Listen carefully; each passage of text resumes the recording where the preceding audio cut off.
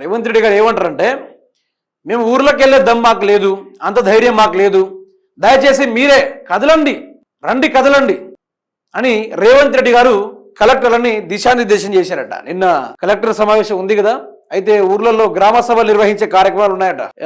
ఈ మంత్ 6 నుంచి గ్రామ సభలు నిర్వహించే కార్యక్రమాలు ఉన్నాయి. అందులోనూ ప్రజల యొక్క అభిప్రాయాలను సేకరించండి అనుకొని వాళ్ళతో నిన్న మాట్లాడడం కూడా జరిగింది. మరి ఏమన్నాడు మనోడు, వాళ్ళేమన్నాడు ఒకసారి చూద్దాం. ఇక కలెక్టర్లు కదలండి, నెలలో కనీసం 10 రోజులు పల్లెబాట పట్టండి. సీఎం రేవంత్ రెడ్డి వారానికోసారి బడుల్లో భోజనం చేయాలి.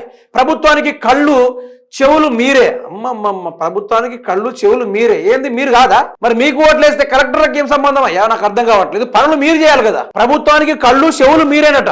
ఎందుకు ఈరోజు ప్రజలు మిమ్మల్ని ఎక్కడ చెప్పుతో కొడుతున్న భయంతో, ప్రజలు ఎక్కడ ఎదురు తిరుగుతున్న భయంతో ఈ రోజు ఈ తీరైన అధికారులను ముందు పంపించే కార్యక్రమం వీళ్ళు చేస్తా ఉన్నారు. పద్ధతి ఐదని అడుగుతున్నా, పద్ధతేనా ఇది?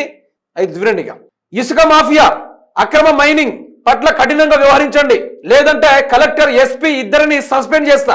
ప్రజాపాలన ప్రగతి ప్రణాళిక కార్యక్రమాన్ని విజయవంతం చేయాలి. పంపు సెట్లకు బదులు సోలార్ మోటార్లు వాడకంపై ప్రచారం చేయండి. మిల్లర్లు మెడలు వంచైన ₹3,900 కోట్లు కక్కించండి. అధికారుల పనితీరును గమనిస్తున్నాం. జూన్లో ప్రోగ్రెస్ రిపోర్ట్. పనితీరు ఆదాయంగానే అవార్డులు రివార్డులు మరోసారి సమీక్షిస్తామని వెల్లడి. సెక్రటరియట్లో కలెక్టర్లతో సీఎం రేవంత్ కాన్ఫరెన్స్. ఇది అడుక్కోవడం లేదా అని అడుగుతున్నా. అడుక్కోవడమే అంటారు దీన్ని, అడుక్కోవడం. అయితే మిల్లర్ల మెడలు వంచైనా 3,900 కోట్లు వసూలు చేస్తా అంటాడు. మిల్లర్లు ఏం పాపం చేసిర్రా నాకు అర్థం కావట్లేదు. మళ్ళీ ఇసుక మాఫియా ఎక్కడైనా జరిగితే మాత్రము ఎస్పీని, ఏసీపీలను, ఐపీఎస్లను సస్పెండ్ చేస్తా అంటాడు. అదేనా? లేదంటే కలెక్టర్, ఎస్పీ ఇద్దరిని సస్పెండ్ చేస్తాడట. మామూలు కాదు మనిషి. పంపు సెట్ల బదులు సోలార్ మోటార్ వాడకం అంటే, పంపు సెట్లు కాదు సోలార్ మోటార్ వాడనంటే ఇక్కడ కూడా రేవంత్ రెడ్డి గారు సోలార్ వాళ్ళతోటి టచ్ అయ్యి విద్యుత్తుని వేరే రాష్ట్రాలు అమ్ముకుంటాడు. అర్థమైందా మీకు? రాష్ట్రానికి విద్యుత్ రాకుండా చేయాలి.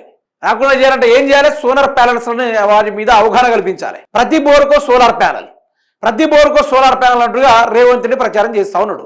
అయితే కరెంట్ రాదా అని డౌట్ రావచ్చు. కరెంట్ రాదు, పక్క రాష్ట్రాలకు అమ్ముకోవాలి కదా.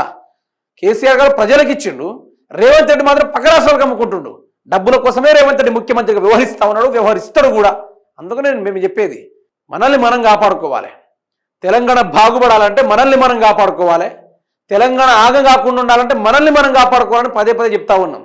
రేవంత్ రెడ్డి అడుక్కులు ఒకటే తక్కువ ఉంది. ఇక్కడ గ్రామాల్లోకి మీరు వెళ్ళండి, మేము వెళ్తే చెప్పులు దెబ్బలు పడతాయని భయంతో రేవంత్ రెడ్డి చెప్తా ఉన్నాడు. ఘోరమైన పరిస్థితి. ఇంత దిగజారుతాం ఎక్కడ చూడలే. మెడలు వంచి డబ్బులు వసూలు చేస్తున్నారట. ఏంది ఘోరము?